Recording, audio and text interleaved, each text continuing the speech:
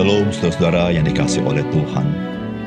Sadarkah kita betapa penting setiap keputusan yang kita ambil? Karena dengan dasar keputusan itu, kita menjalankan kehidupan ke depan yang mungkin berbeda jika dengan keputusan yang berbeda. Oleh karena itu orang bijak berkata, jangan kita mengambil keputusan buru-buru atau kita mengambil keputusan ketika kita sedang tidak stabil di dalam emosi kita. Salam jumpa dalam program Tuhan adalah Gembalaku.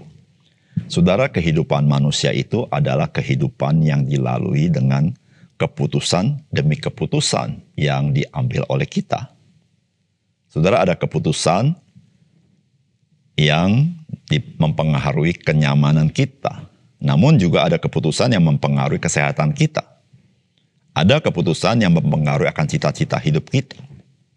Ada keputusan terkait dengan keinginan-keinginan kita. Saudara, setiap keputusan itu ada kadar nilainya masing-masing. Kadar urgensitasnya masing-masing.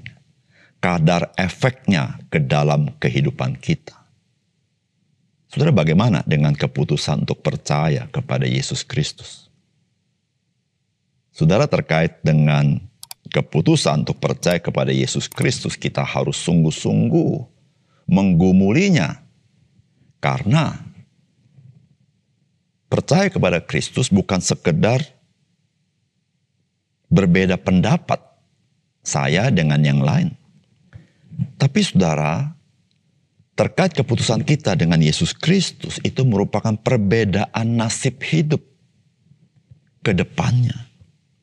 Bukankah itu yang disampaikan oleh Tuhan Yesus dalam Injil? Barang siapa percaya kepada Dia, dia memiliki hidup yang kekal. Saudara, bukankah perbedaan di dalam pendapat tentang Yesus bukan sekedar perbedaan pendapat, tetapi perbedaan nasib yang sangat menentukan dalam hidup kita. Mari kita membaca Markus pasal 8 ayat 31 sampai 38. Kemudian mulailah Yesus mengajarkan kepada mereka bahwa anak manusia harus menanggung banyak penderitaan dan ditolak oleh tua-tua, imam-imam kepala dan ahli-ahli Taurat, lalu dibunuh dan bangkit sesudah 3 hari. Hal ini dikatakannya dengan terus terang, tetapi Petrus menarik Yesus ke samping dan menegur dia. Maka berpalinglah Yesus dan sambil memandang murid-muridnya, ia memarahi Petrus, katanya, "Enyalah iblis, sebab engkau bukan memikirkan apa yang dipikirkan Allah, melainkan apa yang dipikirkan manusia." Lalu Yesus memanggil orang banyak dan murid-muridnya dan berkata kepada mereka, "Setiap orang yang mau mengikut aku, ia harus menyangkal dirinya, memikul salibnya dan mengikut aku. Karena siapa yang mau menyelamatkan nyawanya, ia akan kehilangan nyawanya. Tetapi barang siapa kehilangan nyawanya karena aku dan karena Injil, ia akan menyelamatkannya. Apa gunanya seorang memperoleh seluruh dunia tetapi ia kehilangan nyawanya? Karena apakah yang dapat diberikannya sebagai ganti nyawanya? Sebab barang siapa malu karena aku dan karena perkataanku di tengah-tengah angkatan yang tidak setia dan berdosa ini, anak manusia pun akan malu karena orang itu apabila ia datang kelak dalam kemuliaan Bapanya, diiringi malaikat-malaikat kudus." Saudara yang dikasihi oleh Tuhan, Tuhan Yesus melanjutkan pengajarannya setelah murid-muridnya menyatakan pengakuan bahwa Yesus itu adalah Mesias. Ia memberitahukan apa yang akan terjadi dengan Mesias. Namun saudara, Simon Petrus menegur Tuhan Yesus karena apa yang disampaikannya itu bukanlah yang diharapkan oleh Simon. Bukankah kita pernah juga melakukan itu kepada Tuhan ketika apa yang Ia berikan kepada kita tidak sesuai dengan harapan kita? Saudara, apakah pesan firman Tuhan bagi kita? Yang pertama, pikiran kita tidak pernah tanpa dipengaruhi oleh dunia ini. Bahkan juga dipengaruhi oleh si jahat. Sehingga pikiran kita dapat dipakai menjadi oposisi kehendak, rencana, dan firman Tuhan. Saudara, firman Tuhan berkata, kemudian mulailah Yesus mengajarkan kepada mereka bahwa anak manusia harus menanggung banyak penderitaan dan ditolak oleh tua-tua, imam-imam kepala dan ahli-ahli Taurat, lalu dibunuh dan bangkit sesudah 3 hari. Hal ini dikatakannya dengan terus terang. Tetapi Petrus menarik Yesus ke samping dan menegur dia. Maka berpalinglah Yesus dan sambil memandang murid-muridnya, ia memarahi Petrus katanya, "Enyahlah iblis, sebab engkau bukan memikirkan apa yang dipikirkan Allah, melainkan apa yang dipikirkan manusia." Saudara yang kasih dalam Tuhan, bukankah Simon Petrus memiliki pengakuan iman yang luar biasa bahwa Yesus itu adalah Mesias? Bukankah Simon Petrus dan murid-murid yang lain, mereka juga bersama-sama dengan Tuhan Yesus? Namun saudara yang kasih dalam Tuhan, ketika Tuhan Yesus memberitahukan atau menyatakan apa yang akan terjadi dengan Mesias, maka saudara-saudara, Simon Petrus itu tidak setuju dengan apa yang Tuhan Yesus sampaikan. Saudara, mengapa tidak setuju? Saudara, karena Simon Petrus memiliki cara pikir yang berbeda dari cara pikir Tuhan. Rancangan yang berbeda daripada rancangan Tuhan. Meskipun dengan kata Mesias yang sama, namun memiliki ekspektasi yang berbeda. Dan saudara, Alkitab mengatakan Tuhan Yesus menegur dengan keras Simon Petrus dengan berkata, "Enyahlah iblis." Atau dengan bahasa harafiah, iblis engkau ke belakang lah. Ya, artinya bukan ikut iblis, tapi iblis yang harus ke belakang. Yesus yang harus di depan. Saudara yang kasih dalam Tuhan, setelah Yesus berkata begitu, Yesus berkata, "Sebab engkau bukan memikirkan apa yang dipikirkan Allah, melainkan apa yang dipikirkan manusia." Saudara, menarik sekali setelah Yesus berkata, "Enyahlah iblis." Ia berkata, "Sebab engkau bukan memikirkan apa yang dipikirkan Allah, melainkan apa yang dipikirkan manusia."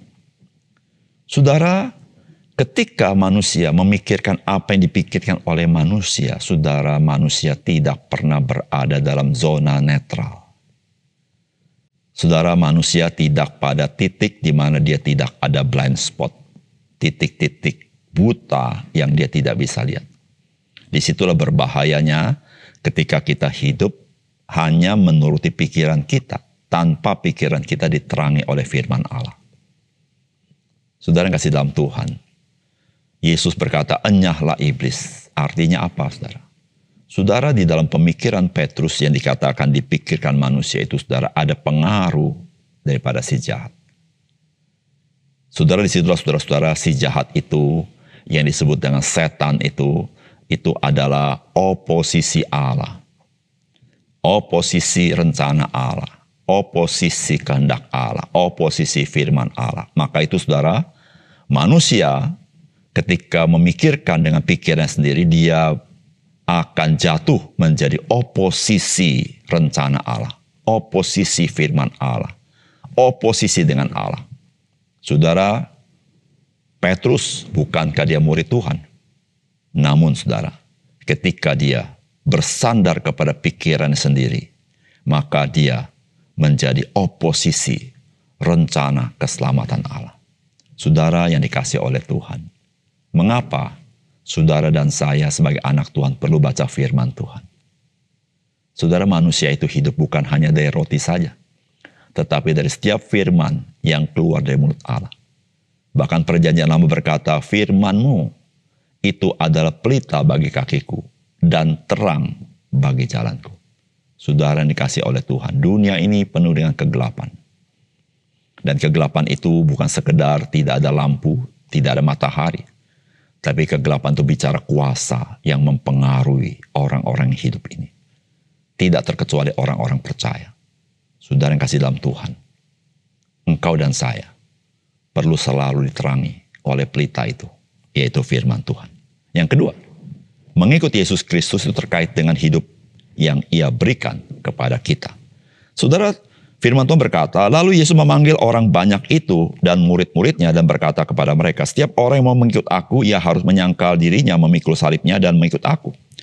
Karena siapa yang mau menyelamatkan nyawanya, ia akan kehilangan nyawanya. Tetapi barang siapa kehilangan nyawanya karena aku dan karena Injil, ia akan menyelamatkannya. Apa gunanya seorang memperoleh seluruh dunia tapi ia kehilangan nyawanya? Karena apa yang dapat diberikan sebagai ganti nyawanya? Sebab barang siapa malu karena aku dan karena perkataanku di tengah-tengah angkatan tidak setia dan berdosa ini, Anak manusia pun akan malu karena orang itu apabila ia datang kelak dalam kemuliaan Bapanya diiringi malaikat-malaikat kudus. Saudara, apa sih pentingnya ikut Tuhan Yesus? Apa sih pentingnya kita menyangkal diri dan mengikuti kehendak Tuhan? Saudara yang kasih dalam Tuhan, ada kalanya kita berpikir seperti itu. Apa signifikansinya saya ikut Yesus? Saudara, Tuhan Yesus memberitahukan signifikansinya sangat serius. Dia katakan, karena siapa yang mau menyelamatkan nyawanya, ia akan kehilangan nyawanya. Tetapi barang siapa kehilangan nyawanya karena aku dan karena Injil, ia akan menyelamatkannya.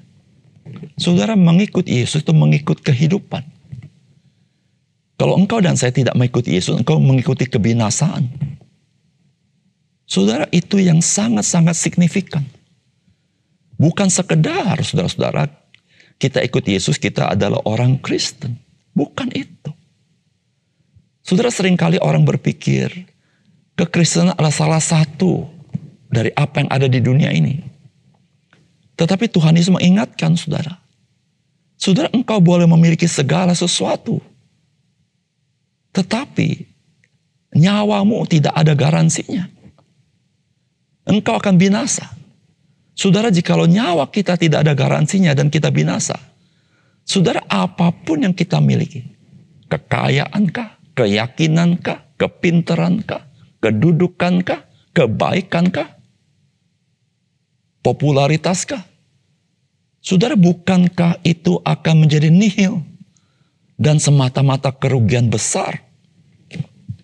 Saudara yang dikasih oleh Tuhan, apa sih signifikansi saya menyangkal diri, memikul salib dan ikut Tuhan Yesus?